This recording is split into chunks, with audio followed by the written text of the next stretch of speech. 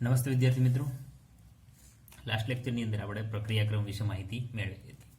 એમાં ખાસ કરીને શૂન્ય, પ્રથમ અને આભાસી પ્રથમ ક્રમની એકદમ સાંદ્રતા વધારે હોય તેને આપણે અવગણી શકીએ છીએ, જેથી આપણે આભાસી પ્રથમ ક્રમની પ્રક્રિયા મળતી હતી. હવે આપણે બુકની અંદર તો નથી, પરંતુ આપણે સેકન્ડ ક્રમની પ્રક્રિયા વિશે પણ થોડી વાત કરી લઈએ. એમના સૂત્રો આગળ દાખલા ગણવાની અંદર વધારે પડતા કામમાં આવે છે. તો હવે આપણે આ લેક્ચરની અંદર શૂન્ય ક્રમની પ્રક્રિયાની આગળ જે વાત કરી હતી પ્રથમ ક્રમની, અને હવે ક્રમ અનુસાર સેકન્ડ ક્રમ અને પછી કોઈ પણ ક્રમ માટે એટલે કે nth ક્રમની પ્રક્રિયા વિશે આપણે માહિતી મેળવીશું. બરાબર છે. તો આજની શરૂઆત કરીએ આપણે સેકન્ડ ઓર્ડર રિએક્શનની. સેકન્ડ ઓર્ડર રિએક્શન, બીજા ક્રમની પ્રક્રિયા. બરાબર છે. પ્રક્રિયા ક્રમ કેટલામો છે? નંબર 2. જો શરૂઆત તો આપણી એઝ યુઝ્યુઅલ જે આપણે શરૂઆત કરીએ છીએ ભાઈ ટી બરાબર 0 સમયે અને ટી બરાબર કોઈ પણ સમયે આપણે લેવાની વાત છે. બરાબર. તો આપણી રિએક્શન એક જ છે, ચેપ્ટર ચાલુ થાય ત્યારથી ચાલુ આવે છે, એ થી લઈને બી સુધી. મતલબ પ્રક્રિયક આપણી પાસે કોણ છે? એ. એના સંદર્ભમાં આપણે પ્રક્રિયાક્રમ વિશે વાત કરવાની છે. હવે ટી બરાબર 0 સમયે શરૂઆતની સાંદ્રતા કેટલી હશે? C0. બી બનતો નથી, મતલબ શું હશે એમનું? 0. બરાબર છે. હવે ટી બરાબર ટી સમયે સાંદ્રતા શું હશે? CT. બીની અંદર પણ કંઈક થોડીક પ્રગતિ થઈ હશે, એક્સ બન્યો હશે, તો CTની વેલ્યુ ક્યાં હશે? તો કે C0 માઇનસ એક્સ.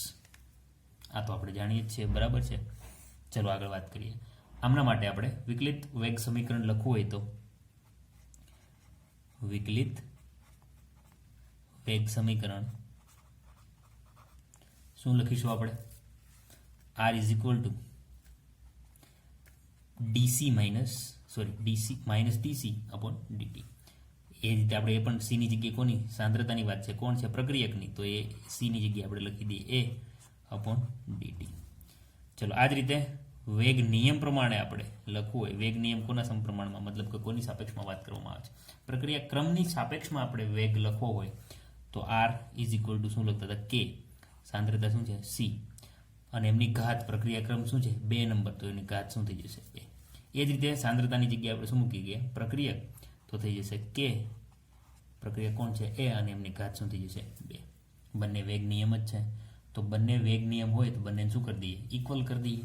તો આપણે ઇક્વલ કરી દઈએ બંનેને. તો શું થશે? જો તમે C વાળું પદ લેવા માંગશો તો C વાળું પદ જ લેવાનું છે, નીચેનું પણ A વાળું પદ લેશો તો નીચેનું પણ શું લેવાનું? A વાળું પદ. બરાબર છે.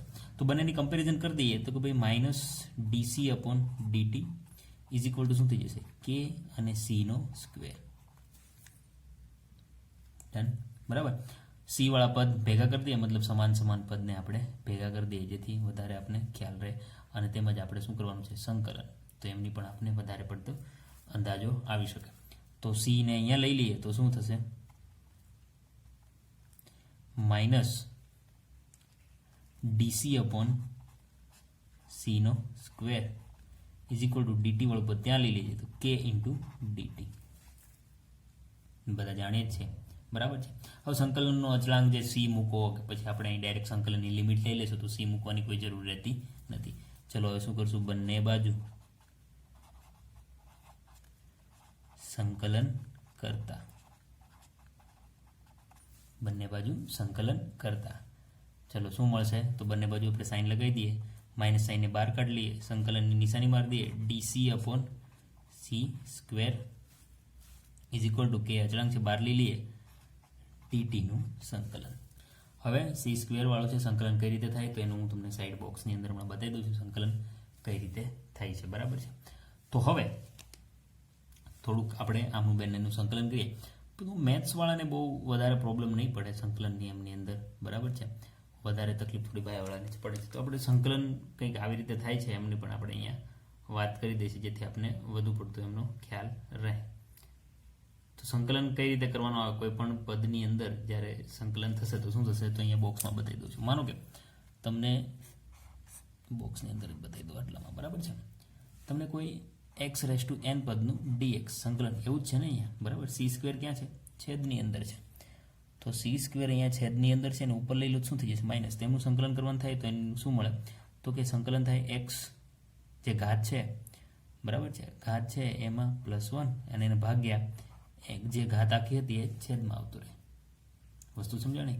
કોઈ પણ એક્સનું તમને ઘાતવાળા પદનું સંકલન કરવાનું કીધું તો ઘાત +1 એ n+1 અને જે ઘાતનું તમે સરવાળો કરો એ છેદમાં આવતું રહે. તો આપણે x⁻n ક્યાં છે, મતલબ c² તો છે જ એમનો, તો એમને ઉપર જવા દઈશું એટલે પદ આપણે એ રીતનું જ મળી જાય. જો આ રીતે બરાબર છે, જેમ કે હું અહીં સાઈડમાં લખું છું. તો આ જે સી વાળું પદ છે એમને c² ને ઉપર જતા રહી અને અંશમાં લઈ લઈએ તો શું થઈ જશે, એ માઇનસ થઈ જશે. તો જુઓ અહીંયા માઇનસ સાઇન 12 હતી એમને એમ લખી દઉં છું, સંકલનની નિશાની હતી. સી વાળું પદ ઉપર લઈ લીધું એટલે -2 થઈ ગયું અને શું આવી ગયું, ડીસી ઇઝ ઇક્વલ ટુ કે એમને એમ છે સંકલન ડીટી. બરાબર છે, લિમિટ પણ લગાડી શકો છો. સી 0 થી આમની સાંદ્રતાની લિમિટ છે સીટી, આમની ટાઈમની લિમિટ છે 0 થી લઈને ટી સુધી. બરાબર, હવે આમનું સંકલન કરીએ તો આપણે c² મેં ઉપર લઈ લીધો. હવે આ સંકલન આ નિયમ પ્રમાણે કરીએ તો ઘાત +1 અને એ ઘાત આખું પદ ક્યાં આવતું રહેશે, છેદની અંદર. તો માઇનસ બરાબર છે c⁻² +1 છેદમાં આવી જશે -2 + 1. ડીસી નીકળી ગયો અને એમની લિમિટ c0 થી લઈને ct ઇઝ ઇક્વલ ટુ કે અચળાંક છે એમને એમ અને dt નું સંકલન શું થઈ જશે, t, અને એમની લિમિટ શું રહેશે 0 થી t. બરાબર છે. હવે થોડું સાદું રૂપ આપી દઈએ. આ માઇનસ સાઇન છેદમાં લઈ લો અહીંયા તો -2 કેવા થઈ જશે, પ્લસ, અને પ્લસ છે માઇનસ. તો 2 માંથી એક બાદ કરી એટલે છેદમાં શું આવી જશે, 1. બરાબર ને, માઇનસ માઇનસ આ 2 પ્લસ થઈ જશે, 1 છે એ માઇનસ થઈ જશે, સાઇન બધી બદલી જશે. તો 2 માંથી 1 જાય તો કેટલા વધશે, 1. છેદની અંદર 1 વધશે, મતલબ છેદવાળું પદ આખું કેન્સલ થઈ જશે. હવે માઇનસ ઉપર છે એ પદને નીચે લઈ લો તો કેવા થઈ જશે, પ્લસ થઈ જશે.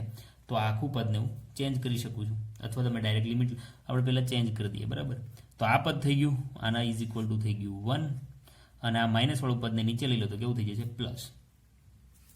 બરાબર છે, તો ડાયરેક્ટલી માત્ર આની અંદર પણ તમે કરી શકો 2 - 1 કેટલા વધશે, 1. એટલે વધશે તમારું ટોટલ 1/c, અને એમની લિમિટ કેટલી લાગશે, c0 થી લઈને ct.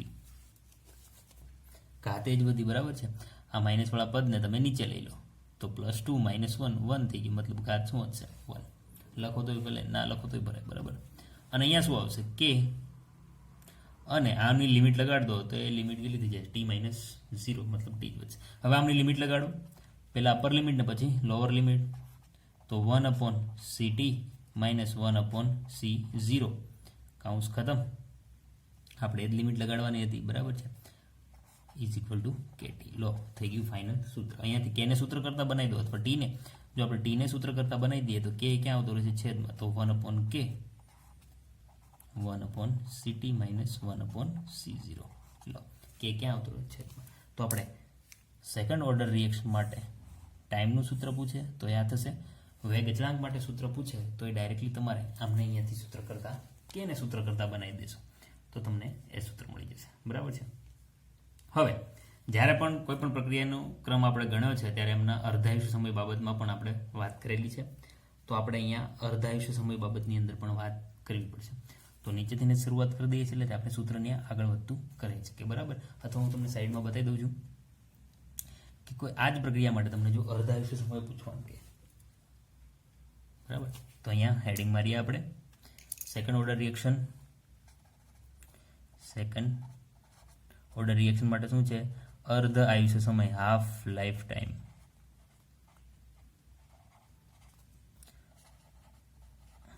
અર્ધ આયુષ્ય સમય સૂત્ર તો છે જ અહીંયા. બરાબર, હવે અર્ધાયુષ્ય સમયની અંદર આપણે શું કરીએ છીએ બધાને ખબર છે. ટી ની જગ્યાએ આપણે શું મૂકી દઈશું, અર્ધો, મતલબ t1/2. શરૂઆતની સાંદ્રતા શું છે, c0. તો જ્યારે પ્રક્રિયા અડધી થશે ત્યારે આપણે ટાઈમ શું આપ્યું, ct ઇઝ ઇક્વલ ટુ શું થઈ જશે, c0/2. અર્ધાયુષ્ય સમય આપણે એમને જ કહીએ છીએ ને કે પ્રક્રિયાની જે શરૂઆત થઈ ત્યાંથી સાંદ્રતા અડધી થાય ત્યાં સુધીનો સમય. તો શરૂઆત થઈ c0 થઈ, અડધી ક્યાં થશે, ct એ. બરાબર છે, તો ct એ સાંદ્રતા કેટલી થઈ ગઈ, અડધી. એટલે કઈ, c0/2. કમ્પ્લીટ વસ્તુ છે. તો આ વસ્તુ અહીંયા આપણે સમજવાની હતી. હવે આ સૂત્રની અંદર t ની જગ્યાએ શું મૂકી દો, t1/2. ct આવશે ત્યાં શું મૂકી દો, c0/2. તો મૂકીએ કિંમત. તો આ સૂત્રની અંદર t ઇઝ ઇક્વલ ટુ અહીંયા લખી દઈએ છીએ આપણે, એ થઈ જશે t1/2 is equal two 1/k એમને એમ રહેશે 1/k, બરાબર. કાઉન્સની અંદર શું છે 1/ct, સીટીની જગ્યાએ શું મૂકવાનું C0/2. હવે સીટીની જગ્યાએ તમે C0/2 મૂકશો તો છેદનો છેદ ક્યાં જતો રહેશે અંશમાં, તો ડાયરેક્ટ અંશમાં મૂકી દઉં છું 2/C0 માઇનસ 1/C0. ચલો આ પદ અહીંયા તમને જોવા મળે છે, બરાબર છે. હવે અહીંયાથી તમે 1/C0 ને કોમન કાઢ લો તો અહીંયા આપણે પદ જોવા મળશે T1/2 is equal two 1/k. 1/C0 common કાઢ્યો, C0 ક્યાં આવી ગયો, અહીંયા જ મૂકી દઉં છું C0. અને આ આખા પદની અંદર તમે કોમન કાઢવા જશો તો આ પદની અંદર કોઈ વેલ્યુ રહેતી નથી, બરાબર ને. તમે સાદુરૂપ આપશો તો એમાં કોઈ 1 વધશે તો આપણે 1/C0 તો બહાર કાઢી લીધું છે. તો T1/2 સેકન્ડ ઓર્ડર રિએક્શન માટે શું છે 1/k તો અચળાંક છે કે એને આપણે ઘડીક સાઈડમાં મૂકી દઈએ તો T1/2 ચલે છે 1/C0, બરાબર ને. કે તો અચળાંક છે, એમને ઘડીક સાઈડમાં મૂકી દઈએ આપણે. તમને પૂછવામાં આવે કે ભાઈ અર્ધાયુષ્ય સમય દ્વિતીય ક્રમની પ્રક્રિયા માટે કોના પર આધાર રાખે છે, કોના સમપ્રમાણમાં છે, તો કોના સમપ્રમાણમાં છે 1/C0 ના સમપ્રમાણમાં છે.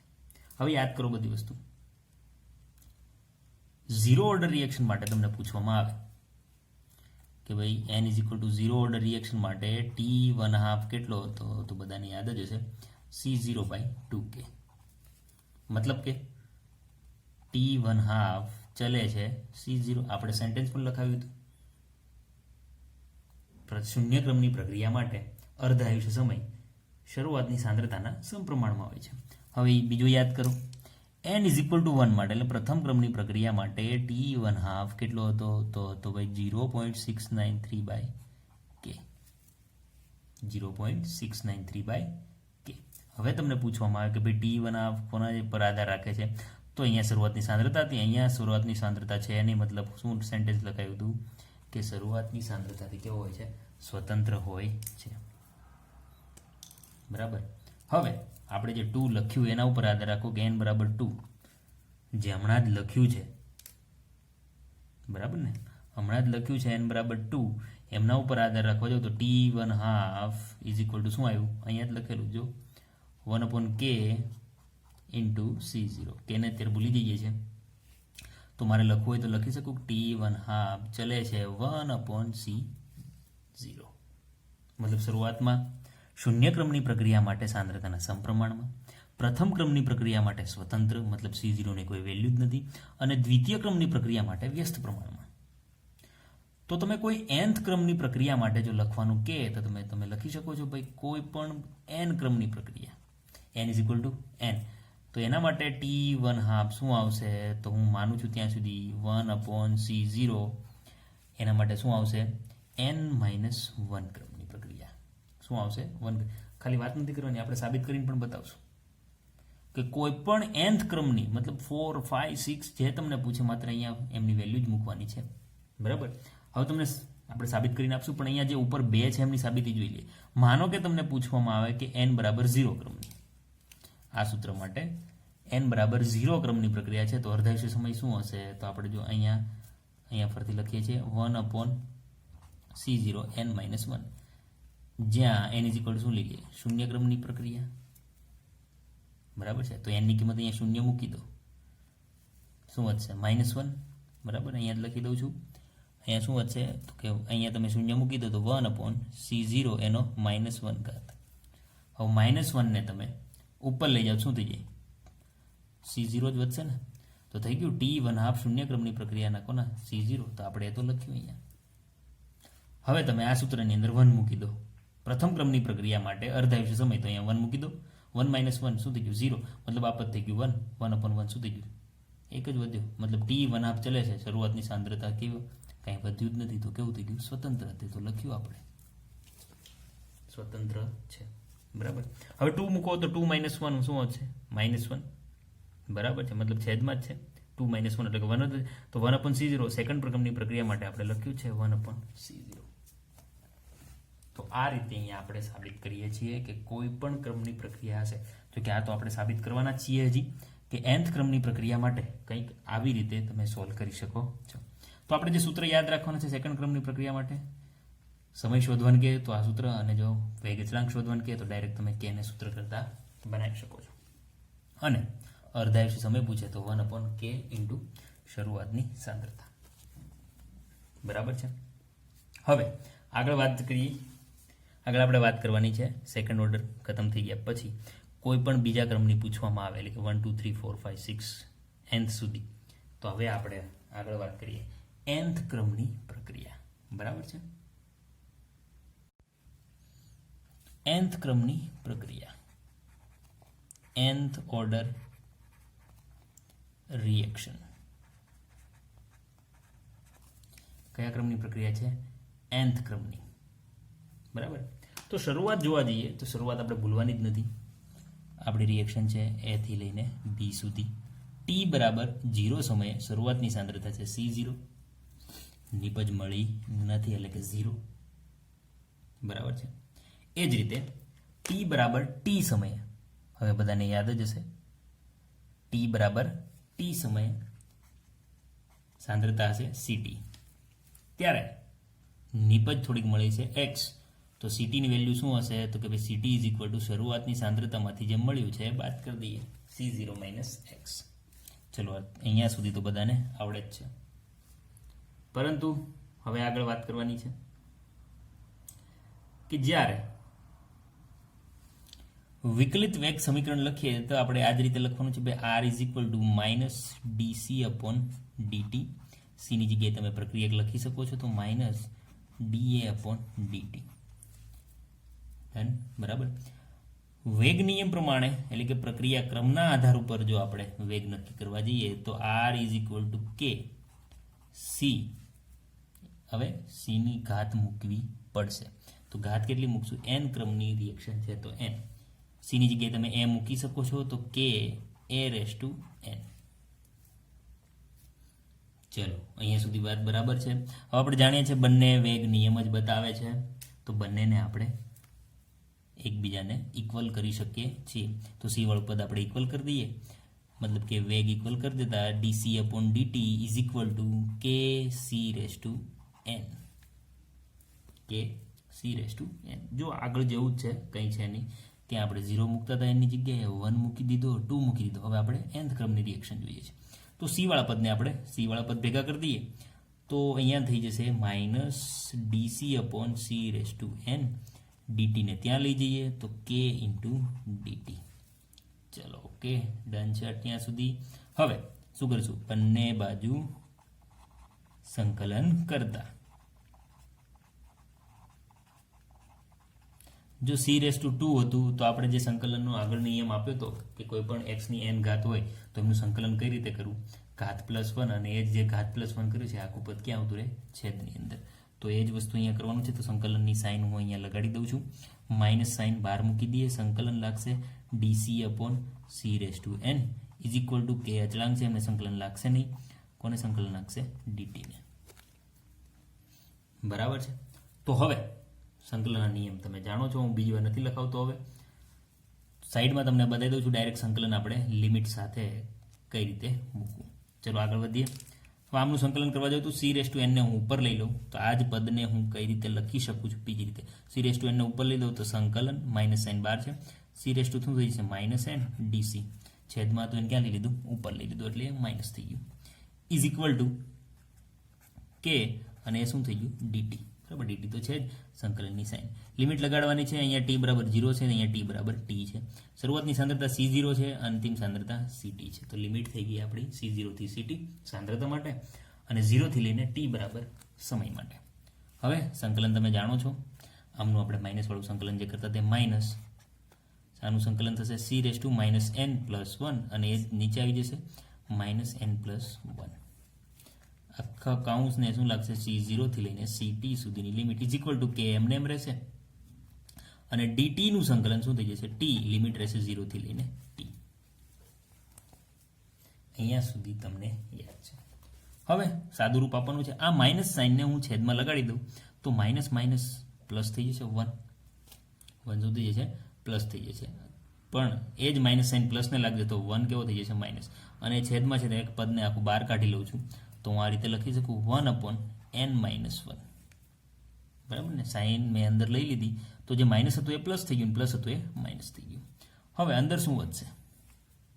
કૌંસની અંદર વધે છે સી રેસ ટુ -n + 1, પણ માઇનસ છે તો હું છેદમાં લઈ લઉં તો શું થઈ જશે પ્લસ, તો આપણે આ રીતે લખી શકું 1/c, બરાબર, n - 1. જો માઇનસ હતું એ પ્લસ થઈ ગયું, પ્લસ હતું એ માઇનસ, કારણ કે મેં છેદમાં વ્યસ્ત કરી દીધું છે, અંશમાં હતો ને છેદમાં લીધું, મતલબ વ્યસ્ત થઈ ગયું. હવે એમની લિમિટ તો એની જ રહેવાની છે, c0 થી લઈને ct is equal to k. ટીની લિમિટ મૂકી દો તો ટી થી લઈને t0 સુધી, મતલબ એમનું કેટલું રહેશે વેલ્યુ t, બરાબર છે, કે ટી. ચલો તો આપણે અહીંયા ફાઇનલ પદ મળે છે. લિમિટ લગાડી શકો છો, ડાયરેક્ટ લિમિટ લગાડી દઈએ આપણે. તો બહારનું પદ એમને રહેશે 1/n - 1. અમને પહેલાં અપર લિમિટ લગાડો, પછી નીચેની લિમિટ. તો કૌંસની અંદર પહેલાં અપર લિમિટ લગાડીએ તો 1/ct n - 1 minus lower limit 1/c0 n - 1, કૌંસ ખતમ, બહાર શું આવશે kt. તો આમાં આપણું પ્રક્રિયકનું nth ક્રમનું જ્યારે પણ તમને ઓર્ડર ઓફ રિએક્શન પૂછે તો nth ક્રમની પ્રક્રિયા માટેનું સૂત્ર ટીને સૂત્ર કરતાં બનાવી દો, ટી, બરાબર છે, કે ક્યાં આવતો રહે છેદની અંદર. તો ફાઇનલ સૂત્ર કંઈક તમને આવી રીતે મળી શકે છે, કે આ બાજુ લઈ લઉં તો અહીંયા ડાયરેક્ટ ગુણાકારની અંદર મૂકી દઉં છું કે ભાઈ T is equal two 1/k, ગુણાકારમાં આવી ગયો n - 1, કૌંસની બહાર 1/ct n - 1 minus 1/c0 n - 1, કૌંસ ખતમ. લો, આ થઈ ગયું આપણું કોઈ પણ nth ક્રમની પ્રક્રિયા આપેલું હોય ત્યારનું સમીકરણ. તમે ડાયરેક્ટલી 0, 1, 2 મૂકીને આગળ જે સૂત્ર તાર્યું છે એના પ્રમાણે તમે કમ્પેરિઝન કરી શકો છો. તો આમના માટે પણ હવે આપણે હાફ લાઈફ ટાઈમ તો જોવો જ પડશે, અર્ધાયુષ્ય સમય કોઈ પણ nth ક્રમની પ્રક્રિયા માટે શું થાય છે એ આપણે જોવાનો રહ્યો. હવે મેં આગળ પણ તમને nth ક્રમની પ્રક્રિયા માટે કહી દીધું તો અર્ધાયુષ્ય સમય t1/2 is equal two 1/k into c0, A second order reaction માટે હતો. અને કોઈ પણ nth ક્રમની પ્રક્રિયા માટે t1/2 ચલે છે 1/c0 n - 1. તો જોઈએ એ સાબિત થવાય છે કે નહીં. તો આપણે જાણીએ છીએ કે અર્ધાયુષ્ય સમય માટે t ની જગ્યાએ શું મૂકવાનું છે, t1/2, બરાબર, બધાને યાદ જ હશે. તો એક કામ કરીએ, આપણે સાઈડમાં જ બતાવી દઈએ. અર્ધ આયુષ્ય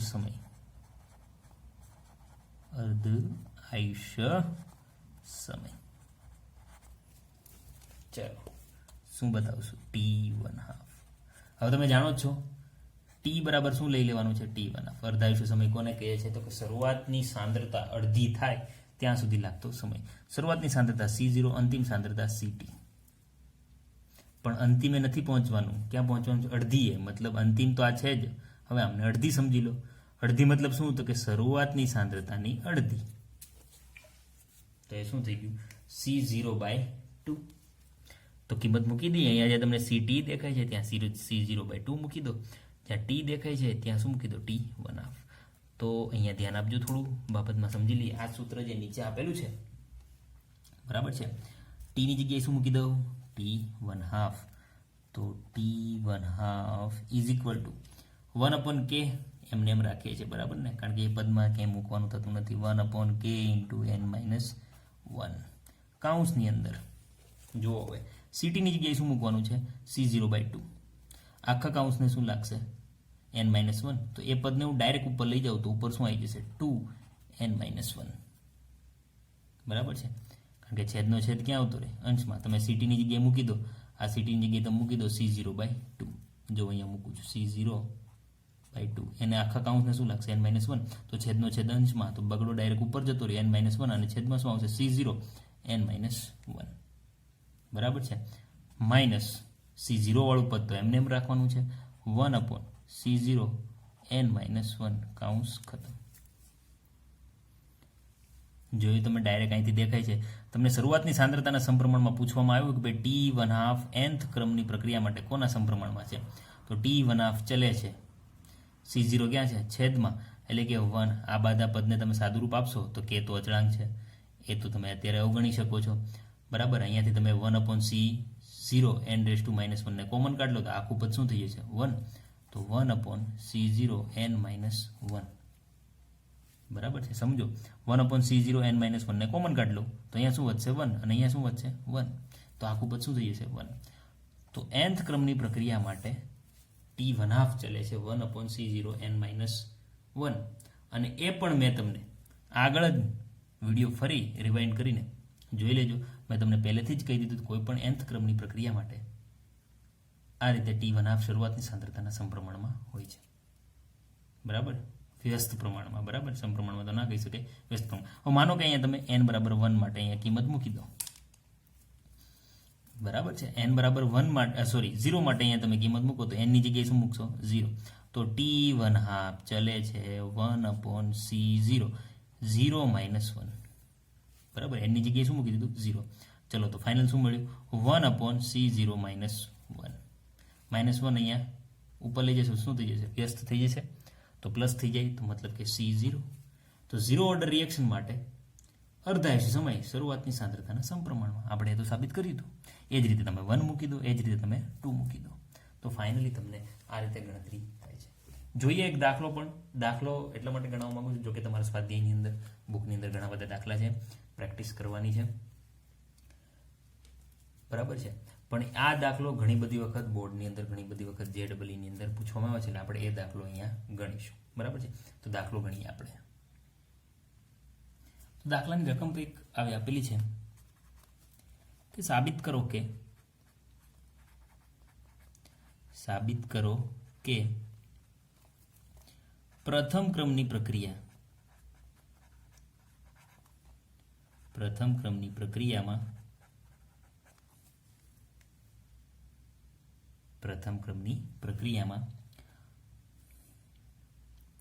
99.9% પ્રક્રિયા પૂર્ણ કરવા માટે જરૂરી સમય તેમના અર્ધ આયુષ્ય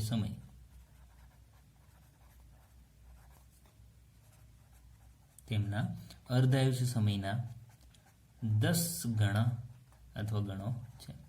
રકમને સમજો. દાખલો એકદમ ઈઝી છે, તમને પહેલા જ કહી દીધું છે કે પ્રથમ ક્રમની પ્રક્રિયા છે, તો સૂત્ર આપણે 2 જ યાદ રાખવાના છે. સૂત્ર બધાને યાદ જ હશે. બરાબર છે, કે સાબિત કરવાનું છે કે પ્રથમ ક્રમની પ્રક્રિયા 99.9% જ્યારે પૂર્ણ થાય છે ત્યારે લાગતો સમય એ તેમના અર્ધાયુષ્ય સમયના કેટલા છે? 10 ગણા બરાબર છે. હવે એક વસ્તુ યાદ રાખી લો કે તમને જો અહીંયા રકમની અંદર પહેલેથી જ કહી દીધું છે પ્રથમ ક્રમની પ્રક્રિયા છે, માનો કે ના કીધું હોય તો આપણે રિએક્શન જોવાની છે. રિએક્શન ઉપરથી અંદાજો લગાવવાનો છે કે પ્રક્રિયા કયા ક્રમની છે. રિએક્શન ઉપરથી ના ખબર પડે તો બીજી રીત છે ગ્રાફની. આપણે જ્યારે પ્રક્રિયા ક્રમ સમજાવતા હતા ત્યારે જ વાત કરી હતી. ગ્રાફ ઉપરથી તમે નક્કી કરી શકશો, ઢાળ ઉપરથી તમે નક્કી કરી શકો છો, પણ રકમની અંદર જો ગ્રાફ કે ના આપેલા હોય તો વેગ અચળાંકના એકમ ઉપરથી તમે નક્કી કરી શકશો કે પ્રક્રિયા કયા ક્રમની છે. માનો કે ના કીધું હોય ત્યારની વાત છે, પણ અહીંયા પહેલેથી જ કહી દીધું છે પ્રક્રિયા પ્રથમ ક્રમની છે. તો દાખલાની શરૂઆત પહેલા આપણે અર્ધાયુષ્ય સમય તમને કહી જ દીધો છે. તો દાખલાની શરૂઆત આપણે શું કહીશું કે ભાઈ પ્રથમ ક્રમની પ્રક્રિયા માટે પ્રથમ ક્રમનો અર્ધાયુષ્ય સમય શું હોય છે? યાદ હોવો જરૂરી છે. સૂત્ર જ છે આયુષ્ય સમય શું હોય છે કે ભાઈ T1/2 = 0.693/K. બરાબર છે. હવે સમજો કે પ્રક્રિયા 99.9% પૂર્ણ થઈ છે. કેટલો સમય લાગે છે? શરૂઆતમાં જે હોય છે, શરૂઆતમાં સાંદ્રતા કેટલી હતી? C0. પણ CT સમયે કેટલી હશે? તો કે શરૂઆતમાંથી 99.9% આપણે વપરાઈ ગયા છે, એટલે કે C0 - 99.9 કોની? C0 ની સાંદ્રતા છે તો ગુણ્યા C0. પણ 99.9% છે, ટકાને આપણે હટાવવા માટે શું કરવું પડશે? 100. તો શરૂઆતની સાંદ્રતા C0, પણ CT ની જગ્યાએ શું લખવું પડશે? તો કે શરૂઆતની સાંદ્રતામાંથી 99.9% આપણે બાદ કરી દેવાના છે અને પર્સન્ટેજમાંથી હટાવીને. તો પ્રથમ ક્રમની પ્રક્રિયા માટેનું સૂત્ર શું છે? આ જો આપણે બંનેની કમ્પેરિઝન કરવાની છે એટલે આ યાદ રાખજો. K = 2.303 T log C0/CT. બરાબર છે. કે ને એમને અત્યારે રાખીએ, પછી આપણે સોલ્વ કરી દઈશું. 2.303 T log C0 ના છેદમાં CT ની વેલ્યુ આપણે મૂકી દઈએ તો C0 - 99.9 એને ભાગ્યા 100. બરાબર છે. C0 શરૂઆતની સાંદ્રતામાંથી આટલી બાદ કરી દીધી. C0 નો ગુણાકાર કેમ કર્યો છે? તો કે શરૂઆતની સાંદ્રતામાંથી બાદ કરી છે એટલે. ચલો ઓકે, આટલી વસ્તુ ચલો હવે તો સાદું રૂપ જ આપવાનું છે. જો અહીંયાથી C0 કોમન કટ નીકળી જાય છે તો અહીંયા થશે k ઇઝ ઇક્વલ ટુ 2.303 છેદમાં t log C0 ના છેદમાં અહીંયા C0 કોમન કાઢી લઈએ. અહીંયા કોણ વધશે 99.9 ભાગ્યા અહીંયા આપણે 1 - 99.9 ભાગ્યા 100. ચલો C0 અહીંયા કોમન C0 કેન્સલ. બરાબર છે. તો અહીંયા સાઈડમાં બતાવું છું. C0 cancel. 1 માઇનસ અહીંયાથી સાદુરૂપ આપી દઈએ તો અહીંયા k is equal two 2.303 upon t log ઉપર આવશે 1 છેદમાં અહીંયા સાદુરૂપ આપીએ તો 100 - 99.9 ભાગ્યા 100. આવું કંઈક સાદુરૂપ એમનું આવશે. બરાબર છે. 100 ક્યાં જતા રહેશે અંશની અંદર તો k ઇઝ ઇક્વલ ટુ 2.303 એકદમ તમને કમ્પ્લીટ સાદુરૂપ આપું છું. log આ 100 ઉપર જતા રહ્યા તો 100 ના છેદમાં 100 માંથી 99.9 આ ઉપર જતા રહ્યા વધ્યા કોણ છેદમાં 100 માંથી 99.9 એટલે કે 0.1. બરાબર છે. હવે 0.1 ને પોઈન્ટ પાછળ ખસેડી દો તો 1 થઈ જશે પણ એક 0 ઉપર વધી જશે તો k ઇઝ ઇક્વલ ટુ 2.303 છેદમાં t log. બરાબર ને. પોઈન્ટ મેં પાછળ ખસેડી દીધો તો અહીંયા 1 થઈ ગયો અને 10 ની -1 ને ઉપર લઈએ તો પ્લસ એટલે કે અહીંયા શું થઈ ગયું 1000 ને અહીંયા શું થઈ જશે 1000 પણ 1000 ને હું શું લખી શકું 10 ની 3 ઘાત કારણ કે log કાઢવામાં આસાની રહેશે. હવે આમનો log કાઢ્યો તો log 10 ની 3 ઘાત શું નીકળે 3 ક્યાં ઉતારે આગળ તો ફાઇનલ આન્સર મળશે k 2.303 ગુણ્યા 3 એના છેદમાં કોણ આવી જશે t. કોણ આવી જશે t. હવે t ની તો કમ્પેરિઝન કરવાની છે કારણ કે આપણે શું કીધું છે 99.9% જે સમય લાગે છે બરાબર ને 99.9% જે સમય લાગે છે એ અર્ધાયુષ્ય સમયના 10 ગણા. તો આપણે t ને અહીંયાથી સૂત્ર કરતા બનાવી દઈએ તો અહીંયા થઈ જશે t ઇઝ ઇક્વલ ટુ 2.303 એને ગુણ્યા 3. આમ તો ડાયરેક્ટ જવાબ મૂકી દો તો પણ ચાલશે k 2.303 ગુણ્યા 3 કરી દો એટલે t ઇઝ ઇક્વલ ટુ શું થઈ જશે 3 દુને 6 એટલે કે 6.909 બાય k. ચલો અહીંયા સુધી બધાને ખબર પડી. હવે માત્ર ગુણોત્તર લઈ લઈએ t upon t 1/2 t upon t 1/2 t નું વેલ્યુ શું મળી તો કે 6.909 બાય k. 1/2 ની વેલ્યુ શું મળી તો કે 1/2 ની વેલ્યુ તમને ઉપર લખેલી છે 0.693 અપોન k. ચલો ભાઈ k કેન્સલ તમે 6.909 ભાગ્યા 0.693 તમને ફાઇનલ આન્સર અહીંયા મળી જશે. તો તમને ફાઇનલ આન્સર ત્યાં મળશે. માત્ર તમારે ભાગાકાર જ કરવાનો રહેશે તો તમને અહીંયા જવાબ મળશે 9.96 એટલે કેટલું થઈ ગયું 10. ડન. તો અહીંયાથી તમને ખબર પડી ગઈ. તો t અહીંયા ફરીથી લખી દઉં છું t અપોન t 1/2 કેટલો મળે છે 10.